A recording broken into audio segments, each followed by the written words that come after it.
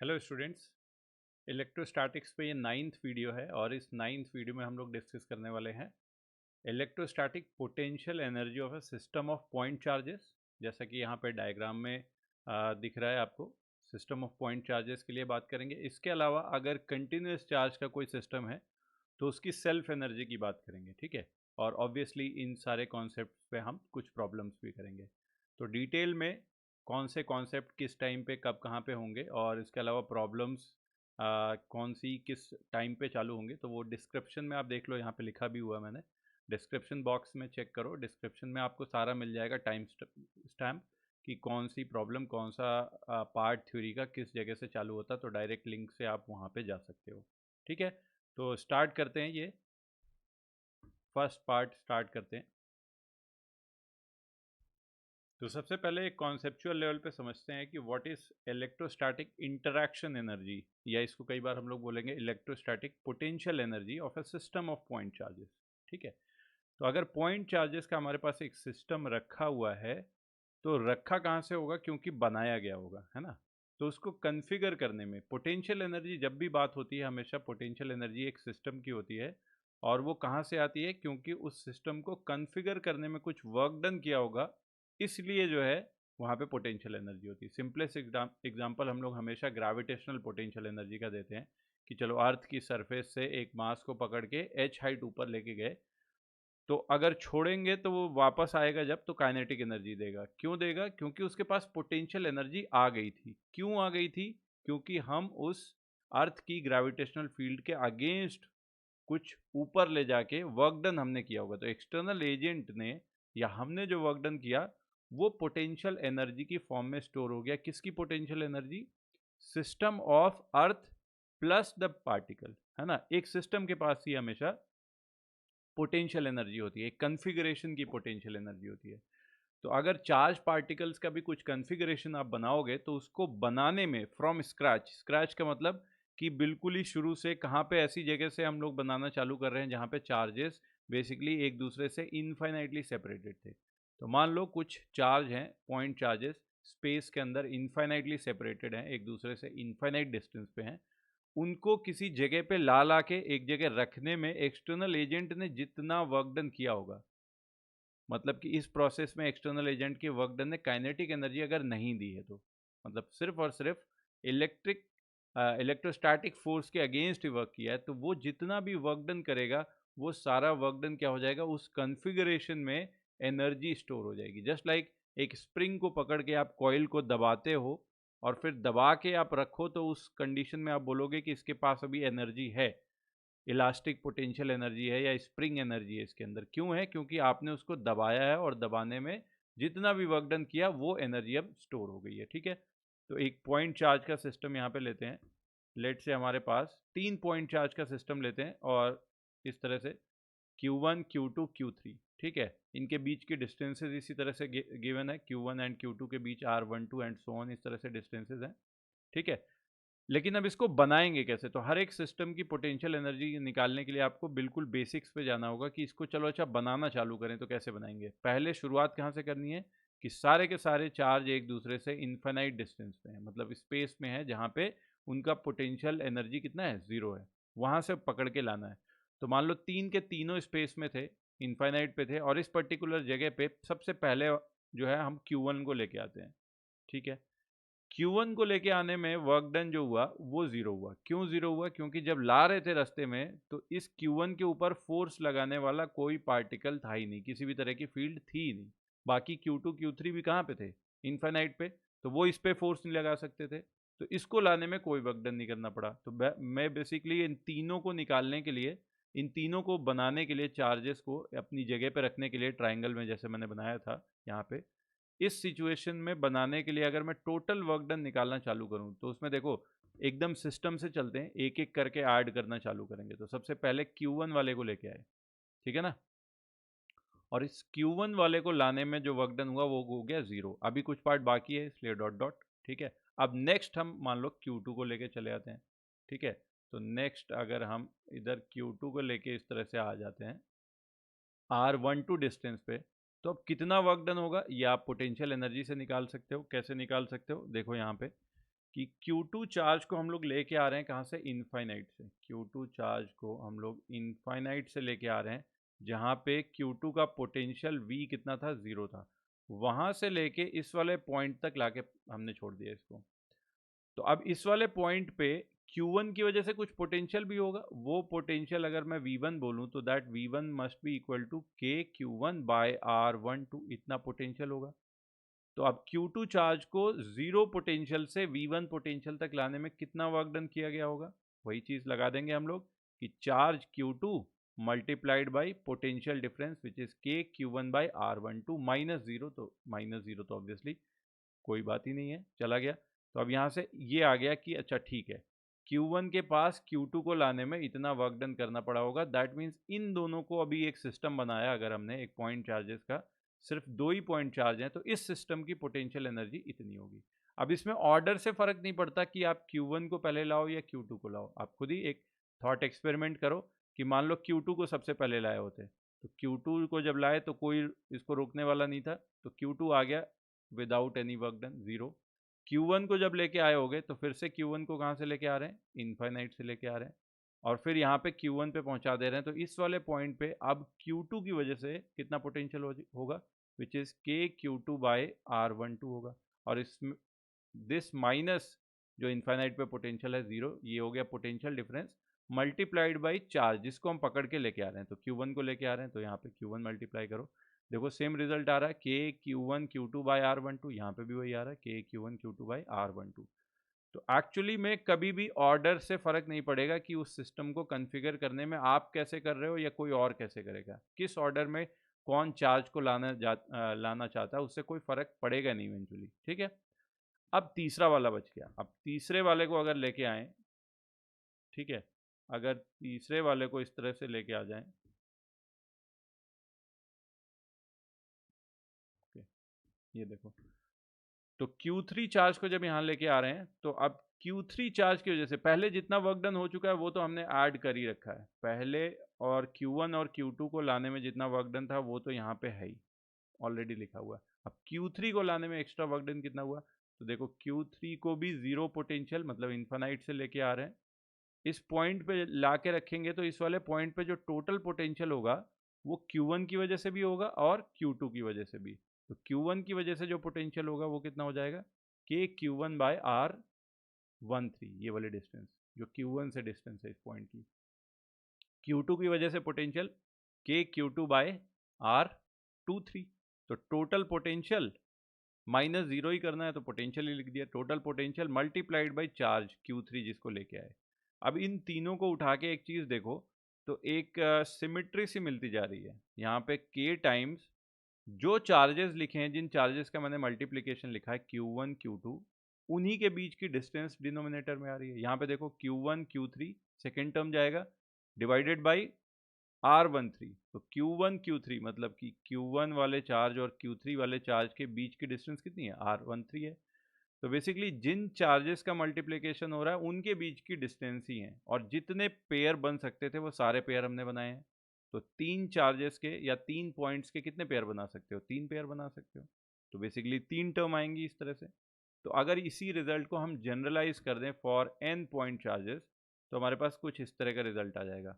System of potential energy, अगर मान लो हमारे पास बहुत सारे चार्ज पार्टिकल हैं तो उनके लिए QIJ, obviously I should not be equal to J, मतलब पेयर बनाना है, खुद के साथ पेयर नहीं बना सकता कोई, इतना डिवाइडेड बाय उनके बीच की डिस्टेंस। तो एक चीज़ ये भी यहाँ पे ध्यान रखनी है कि अगर नंबर्स थोड़े बढ़ जाएं और बार बार आपको देखना पड़ रहा है इस वाले पेयर, इस वाले पेयर, इस वाले पेयर को, इसको काउंट कर लिया कि नहीं, इसको काउंट कर लिया कि नहीं, मान लो 4 5 5 पॉइंट चार्ज रखे हुए हैं तो पेयर बहुत सारे बनेंगे। तो ऐसे क्वेश्चंस में एक बार चेक कर लिया करो नंबर ऑफ टर्म्स, कि कहीं एक टर्म कोई छूट तो नहीं गई, या ऐसा तो नहीं हो गया कि एक टर्म को 2 बार कहीं काउंट कर लिया। तो उसके लिए चेक कर लिया करो कि टोटल नंबर ऑफ टर्म्स कितनी लिखी हैं। तो बड़ा सिंपल मैथमेटिकल चीज़ है कि n पॉइंट से हमें 2 पेयर बनाने हैं, तो कितने ऐसे पेयर बन सकते हैं, NC2, n पॉइंट से 2 पेयर। तो देखो 3 वाले के लिए हमारे पास 3 पेयर बने, 3C2 की वैल्यू कितनी आती है, 3 आती है। 4 पॉइंट चार्जेस होते तो उसकी सिस्टम की अगर एनर्जी लिखनी पड़ती हमें तो टोटल कितने पेयर बनाने पड़ते, 4C2 विच इज़ कितना 12/2 6, तो 6 पेयर बनाने पड़ते हैं। तो ये चीज़ चेक कर लो टोटल नंबर ऑफ टर्म्स देख के कि अगर ऐसे केस में 6 अगर 4 पॉइंट चार्ज लिया तो मान लो कहीं पे तुमने 5 ही पेयर लिखे, एक पेयर भूल गए, तो एटलीस्ट बाद में पता लग जाएगा यहाँ एक मिसिंग है, इसको कहीं ढूंढते हैं कौन सा वाला भूल गए। तो वेरिफिकेशन के लिए कि सही इक्वेशन लिख रहे हो, ये भी चीज़ याद रहे तो बहुत अच्छा है। ठीक है, अब जो है इस पे प्रॉब्लम्स करते हैं थोड़े से। ये देखो जेई में आया हुआ है,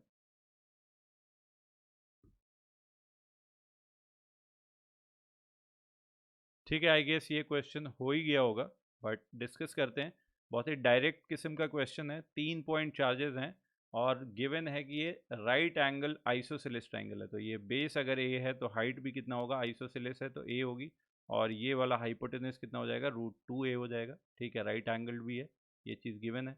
तो अब इस पूरे सिस्टम की पोटेंशियल एनर्जी लिखो। सिस्टम की पोटेंशियल एनर्जी वो कितनी हो जाएगी, 3 पेयर बन रहे हैं, एक कैपिटल क्यू स्मॉल और स्मॉल क्यू, ये वाला ले लो। ठीक है, तो विच इज कैपिटल के, ये तो कॉमन में आ जाएगा, capital k capital q small Q by बीच की distance a, plus next term ये दोनों स्मॉल क्यू वाला ले लो, k small q into small q which is small q square by बीच की डिस्टेंस ए, प्लस ये capital q small q diagonal वाले ले लो। ठीक है, डायगोनल कह रहा हूँ, ये हाइपोटेनस के वाले लाइन के लॉन्ग ले लो, तो k capital q small Q by बीच की distance √2a, that should be equal to 0। उसके लिए पूछा है कि कैपिटल क्यू की वैल्यू कितनी होगी, तो कैपिटल के कैंसिल करो, नीचे का ए कैंसिल करो, ये सब तो कैंसिल हो गया। एक स्मॉल क्यू भी उड़ रहा है, एक स्मॉल क्यू भी उड़ रहा है, तो कैपिटल क्यू, और इधर में आ रहा है 1, इधर में आ रहा है 1 और यहाँ पे आ रहा है 1/√2, तो सबको कॉमन लेके ऐड कर दो, तो 1/√2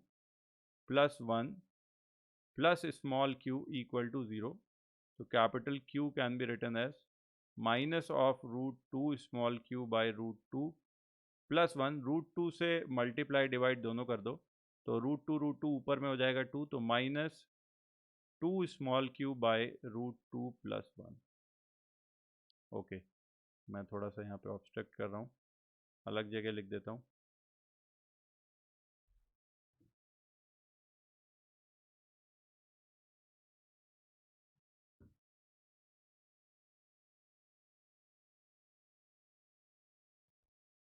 रूट भी उठा लाया मैं साथ में, इसको हटाते हैं, यहाँ पे रूट था। ठीक है, तो यहाँ से आंसर आ गया capital Q equal to,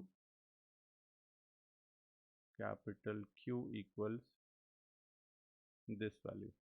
okay, तो आंसर आ गया कौन सा इसमें, B answer, B option is correct. Next problem देखते हैं, इस प्रॉब्लम को देखो।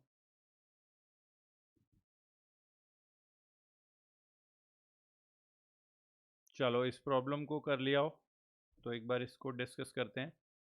यहाँ पे क्या है, 3 चार्जेस स्मॉल क्यू जिनकी वैल्यूज गिवन है, तीनों आइडेंटिकल चार्जेस हैं, 0.1 कूलम के हैं। ठीक है, और एक इक्विलेटरल ट्राइंगल की साइड पे हैं जिनकी साइड लेंथ स्मॉल a मान लेते हैं which is equal to 1 metre है। ठीक है, और इस सिस्टम को कुछ एनर्जी बाहर से हम लोग दे रहे हैं, पहले ये इक्विलेटरल ट्राइंगल की साइड्स पे रखे हुए थे। ठीक है, तो एक इक्विलेटरल ट्राइंगल बना लेते हैं।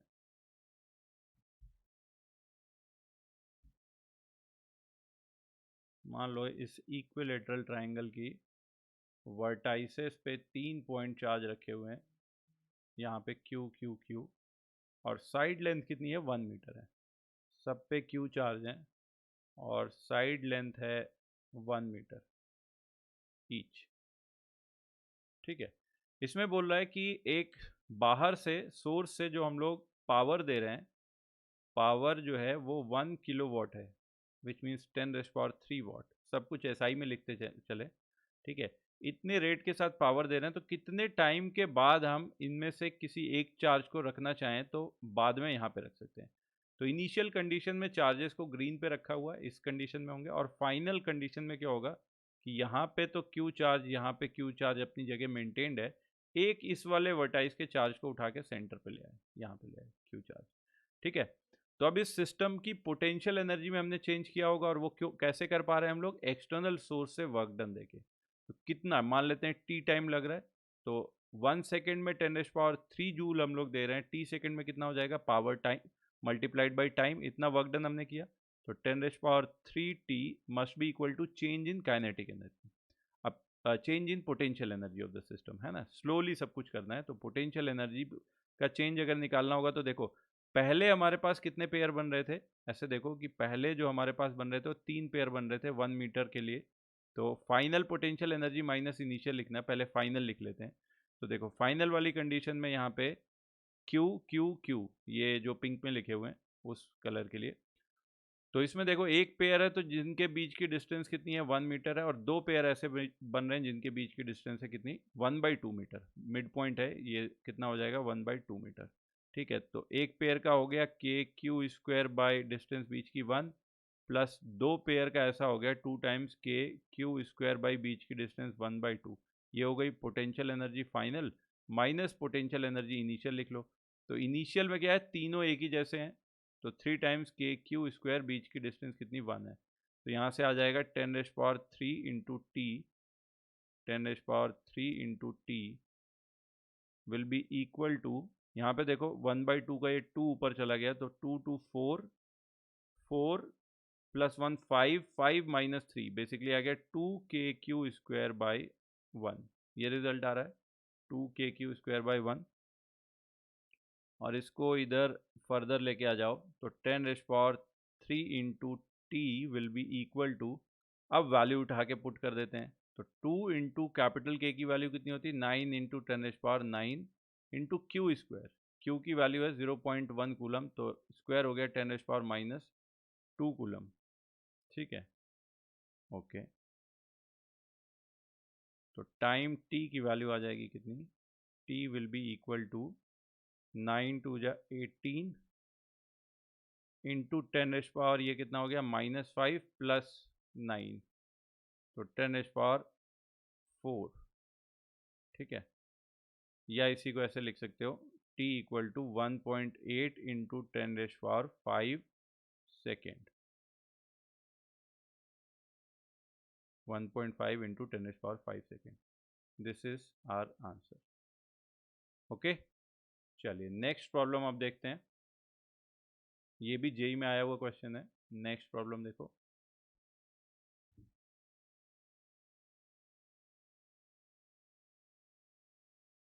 अब इस वाले प्रॉब्लम में देखो क्या हो रहा है, इस प्रॉब्लम में एक सिस्टम पहले से बना पड़ा है, तो इस सिस्टम की कुछ इनिशियल एनर्जी होगी, initial energy of the system जो भी है, यू सिस्टम मान लो ऐसा हो गई, फिर इस सिस्टम को पूरी तरह से डिसमेंटल करके सारे चार्जेस को अलग अलग करके कहाँ पे भेज देना है, इनफाइनाइट पे भेज देना, तो बेसिकली बिल्कुल उल्टी प्रोसेस कर रहे हैं सिस्टम बनाने से। ठीक है, तो फाइनल जो सिस्टम की पोटेंशियल एनर्जी हो जाएगी जब एक दूसरे से इन्फाइनाइटली सेपरेटेड हो जाएंगे तो कितनी हो जाएगी 0, और work done by external agent जो होता है वो क्या होता है ऑलवेज, अगर काइनेटिक एनर्जी में चेंज नहीं हो रहा तो क्या होता है, final potential energy minus initial potential energy which is negative of potential energy of system, है ना, ये negative of potential energy of system. वैसे भी समझ रहे हो कि बिल्कुल उल्टी प्रोसेस हो रही है, बनाने में जो वर्क डन होता है वो किस फॉर्म में आ जाता है, पोटेंशियल एनर्जी में, तो बिगाड़ने में जो वर्क डन होगा वो क्या हो जाएगा, पोटेंशियल एनर्जी का एग्जैक्टली नेगेटिव हो जाएगा, बिल्कुल उल्टे काम कर रहे हैं हम लोग।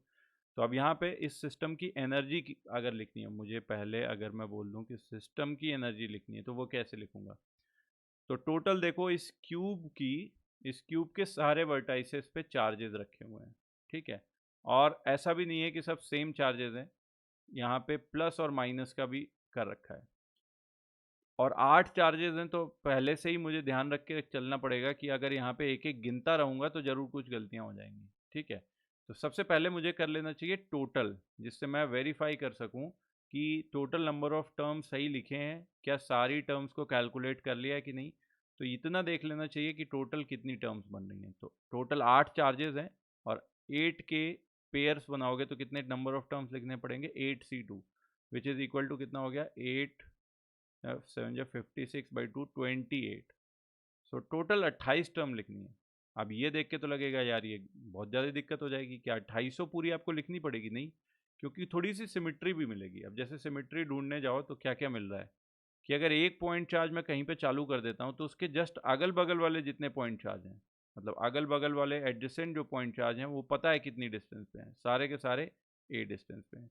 और एक चीज़ ये भी देखो कि अगर मैंने नेगेटिव चार्ज सेलेक्ट किया तो उसके अगल बगल वाले सारे पॉजिटिव मिल रहे हैं। कहीं पे पॉजिटिव कर लूँ, ये चीज़ करके देख लो, कहीं पे पॉजिटिव ये वाला चलो मैंने कर लिया। अब इसके बगल में सारे देखो, इधर ऊपर जाओ, एडजेसेंट का कैसा है, नेगेटिव, इधर एडजेसेंट नेगेटिव, इधर एडजेसेंट नेगेटिव।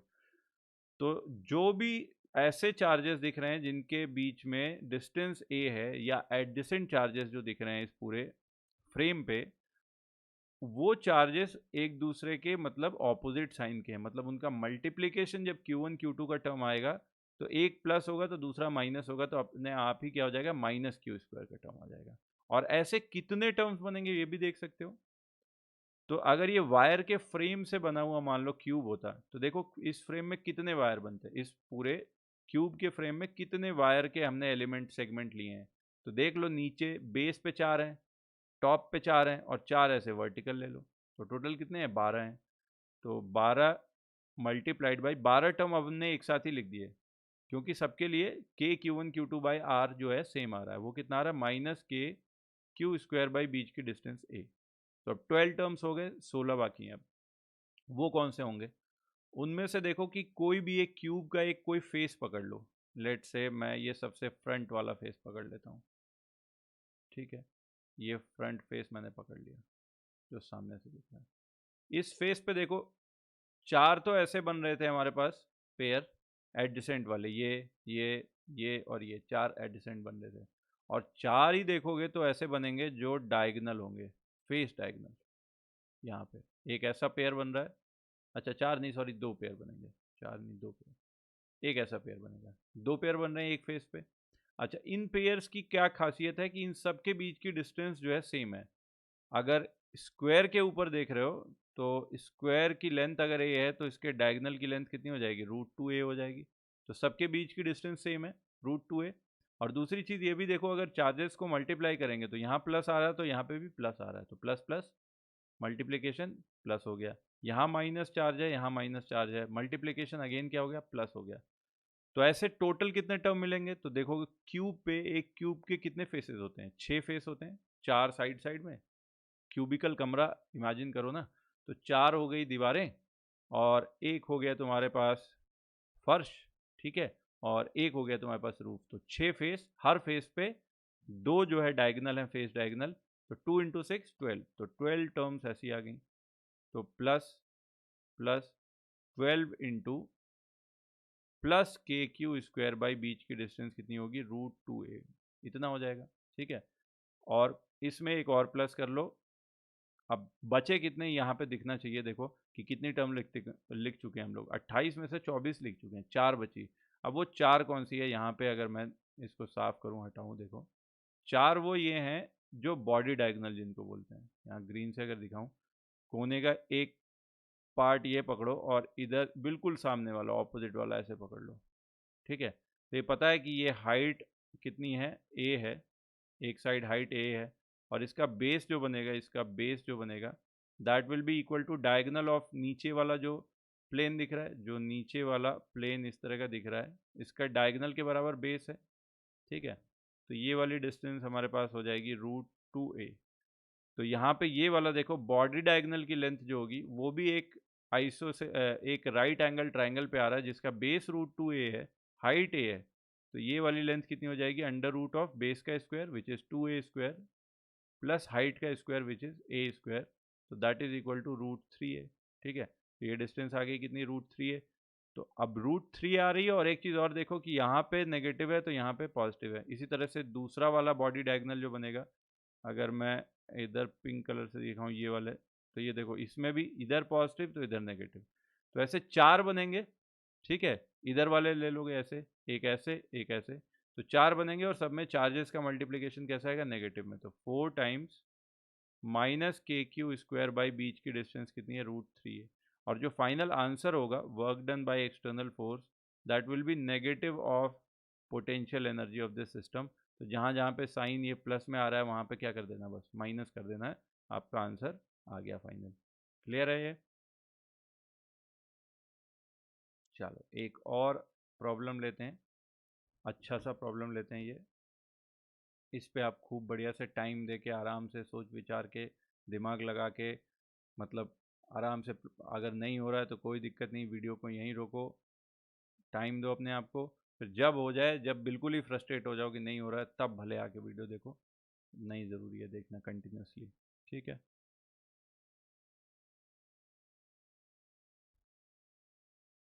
चलो इस प्रॉब्लम को देखते हैं अब कैसे करना है। सबसे पहले तो इसमें पाथ विजुलाइज करना और मोशन जैसा होगा उसको एक बार समझना ज़रूरी है कॉन्सेप्ट लगाने से कॉन्सेप्ट लगाने के लिए एक्चुअली। ठीक है, तो मान लेते हैं कि ये दोनों चार्जेस वगैरह का कोई मसला नहीं होता, चार्जेस ऑपोजिट नेचर के दे रखे हैं, दैट मीन्स एक दूसरे को अट्रैक्टिव फोर्स लगाएंगे। बट अगर चार्जेस नहीं होते तब क्या था, तब तो सिंपल था, ये वाला क्यू चार्ज ऐसे ऊपर चले जाता कांस्टेंट वेलोसिटी के साथ, यू वेलोसिटी के साथ, इसी रास्ते पे ऊपर जाते रहता है, नेगेटिव वाला ऐसे रास्ते से जाते रहता है। बट है क्या कि अगर यहाँ पे जैसे किसी टाइम पे थोड़ा सा ऊपर पहुंचे, अब इफेक्ट देखना चालू करो कि एक दूसरे पे जो फोर्स लगाएंगे उसका इफेक्ट क्या होगा। तो अगर मैं बोलूं कि ए यहाँ पे पहुंच गया है, बी यहाँ पे पहुंच गया, और दोनों को लाइन से ज्वाइन कर दूं, मुझे पता है कि एक अनलाइक फोर्सेज हैं, दैट मीन्स अट्रैक्टिव फोर्स लगाएंगे, अनलाइक चार्जेस हैं, दैट मीन्स अट्रैक्टिव फोर्स लगाएंगे। तो ए पे कुछ इस डायरेक्शन में पुल लग रहा होगा, सिमिलरली बी पे इस डायरेक्शन में पुल लग रहा होगा। ये पुल करेगा क्या कि ए को अब सीधा नहीं जाने देगा, उसको मोड़ना चालू कर देगा, इस तरह से मुड़ना चालू हो जाएगा। सिमिलरली बी भी ऐसे मुड़ना चालू हो जाएगा, जिस डायरेक्शन में फोर्स लगेगी अब उस डायरेक्शन में वेलोसिटी बढ़ेगी, तो उधर की तरफ मुड़ना चालू हो जाएगा, ये बहुत नेचुरल है। तो अब यहाँ से दिखने लगा कि एक टेंटेटिव अंदाजे से एक कर्व बनाओ कि किस कर्वेचर के पाथ पे दोनों चलेंगे। तो ए जो है कुछ इस तरह का कर्व पे चलना चालू करेगा। ठीक है, सिमिलरली बिल्कुल सिमेट्रिकल तरीके से, चूंकि मास चार्जेस एक्सेट्रा सब कुछ ही सेम है, बी भी बिल्कुल सिमेट्रिकल तरीके से ऐसे मुड़ना चालू हो जाएगा। एट एनी गिवन पॉइंट, मान लो मैं यहाँ पे हूँ, यहाँ पे ए है, सॉरी यहाँ पे बी है, और इन दोनों को मैं ज्वाइन कर देता हूँ एक सीधी लाइन से। ठीक है, लेट से मैं इनको एक लाइन से इस तरह से ज्वाइन कर देता हूँ।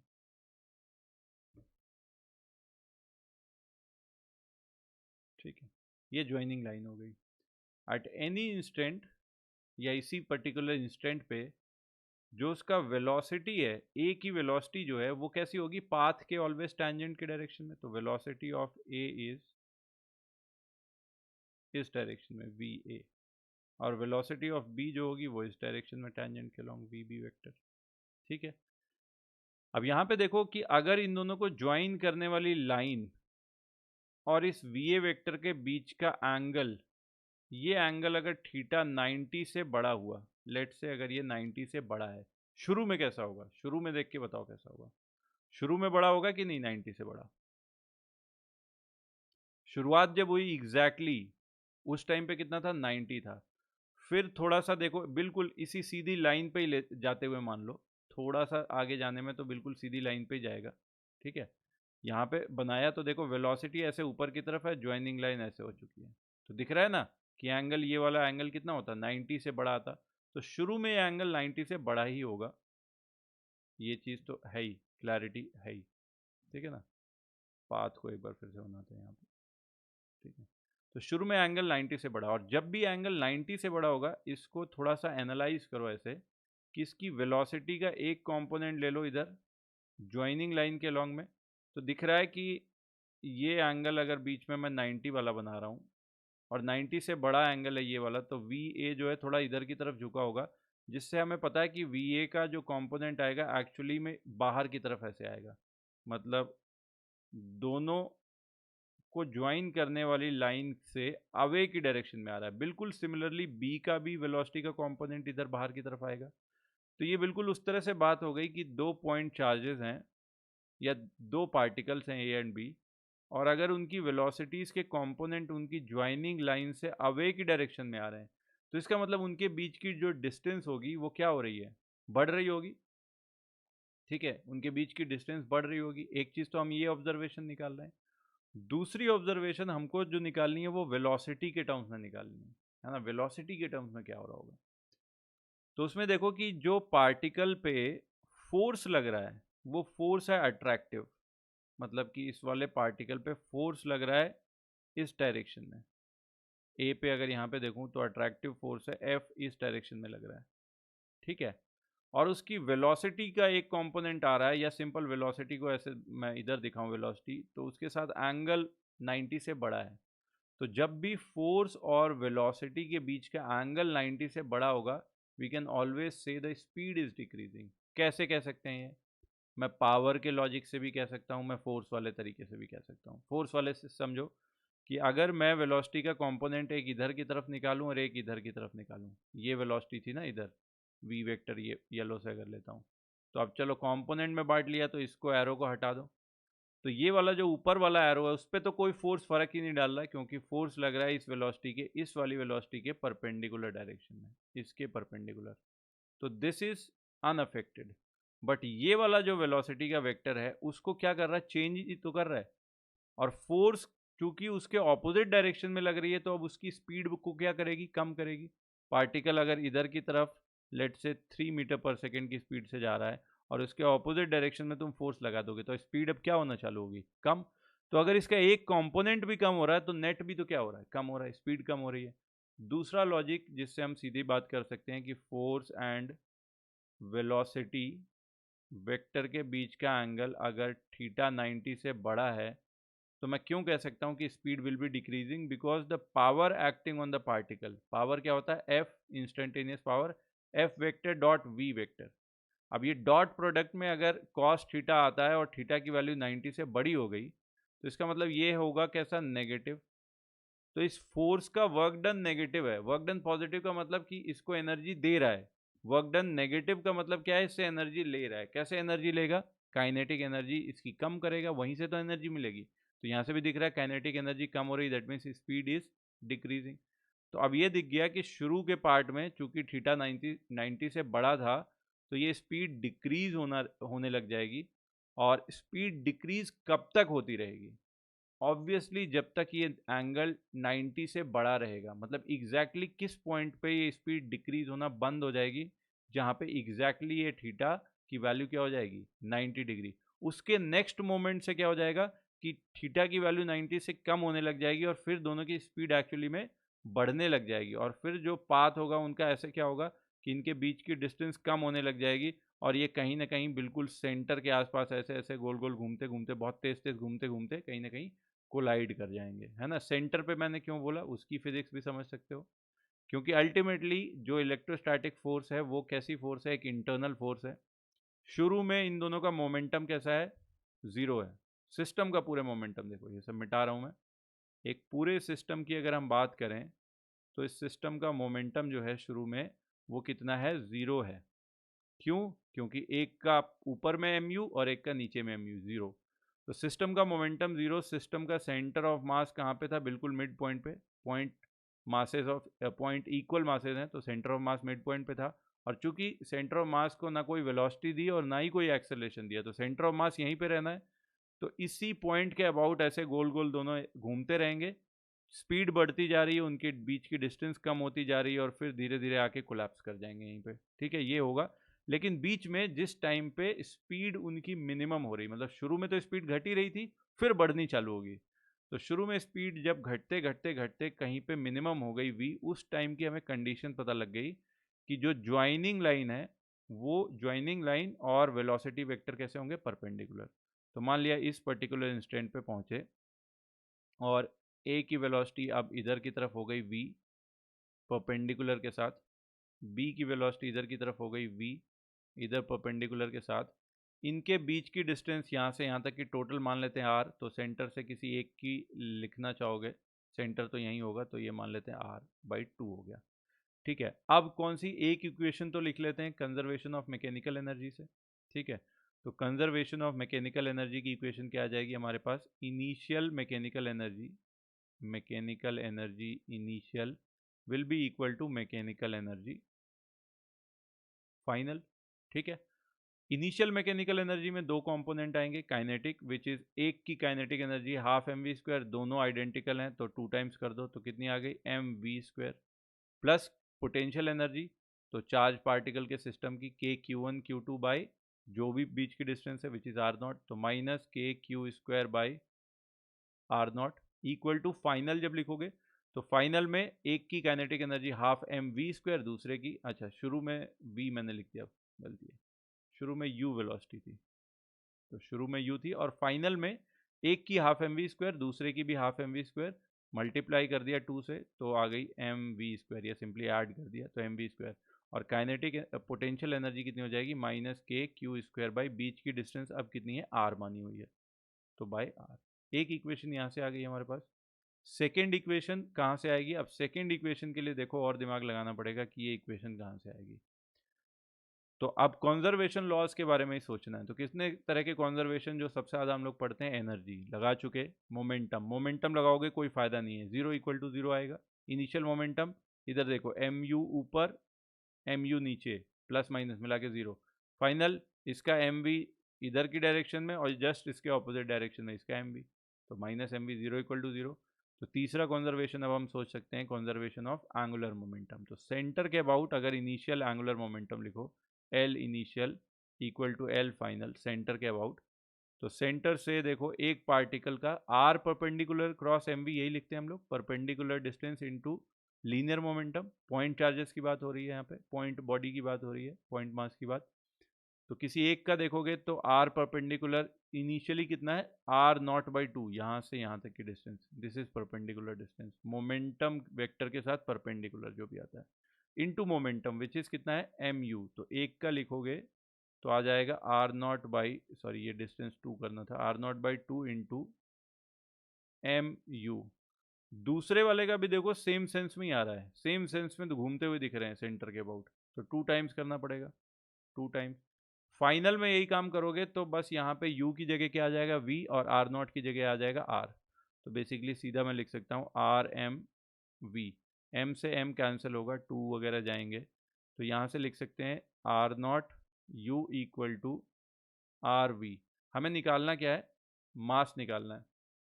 क्या गिवन है, आर नॉट गिवन है, वी गिवन है, यू गिवन है। तो कौन सी चीज़ है जो गिवन नहीं है जिसको हमें एलिमिनेट करना है, हटाना है, हमें फाइनल डिस्टेंस एलिमिनेट करनी, आर हटाना है। तो आर की वैल्यू यहाँ से उठा लेते हैं, आर की वैल्यू यहाँ से आ जाएगी, R will be equal to R not U by V, और वो फर्स्ट इक्वेशन में डाल देते हैं।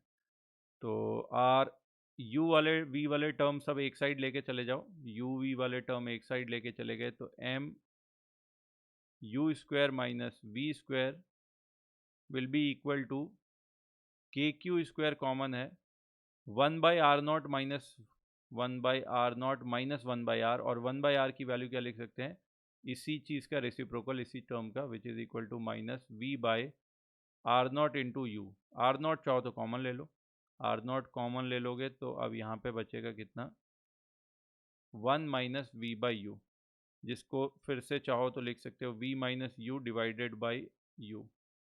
सब यहीं पे रीअरेंज करते हैं जगह की कमी को, v minus U by U, ठीक है। यहाँ से देखोगे तो v माइनस यू का एक पार्ट फैक्टर कैंसिल हो जाएगा, v माइनस यू तो कैंसिल हो जाएगा, बचेगा कितना, v प्लस यू बच जाएगा। तो इस वाले टर्म को आगे जाके आंसर में मैं लिख देता हूँ, इस वाले टर्म से m की वैल्यू आ जा रही है, m will be equal to के Q square by are not into u plus v। This is the right answer, ठीक है, बढ़िया है, अच्छा क्वेश्चन है ये, कॉन्सेप्चुअल क्वेश्चन है। अगर आपसे नहीं भी हुआ था कोई बात नहीं, आपको समझ में अच्छे से आ गया है, आगे हेल्प करेगा बिल्कुल इस तरह के क्वेश्चंस को करने में। एक और बहुत अच्छा क्वेश्चन है जिसका सॉल्यूशन मैं अभी नहीं बता रहा हूँ, आप लोग खुद से करके बताना। ये वाला क्वेश्चन काफ़ी अच्छा क्वेश्चन है, और इक्वेशन लिख के भी वो होगा कि फिर इसको करें क्या, ठीक है। तो इस हिसाब से प्रॉब्लम सॉल्विंग के हिसाब से बहुत इंट्यूटिव है, और इसको आप पूरा टाइम देना, जितना भी टाइम दे सकते हो, मतलब ऐसे नहीं कि बैठे रहना, बैठे रहने से कुछ नहीं होता, थोड़े थोड़े टाइम पे बैठो, अगर कुछ सही स्ट्राइक कर जाएगा तो हो जाएगा, ठीक है। तो इसका सोल्यूशन मैं नहीं दे रहा, आप लोगों के लिए चैलेंज है, करो और कमेंट्स में बताओ कि कैसे करना है, कितना आंसर आया, ओके।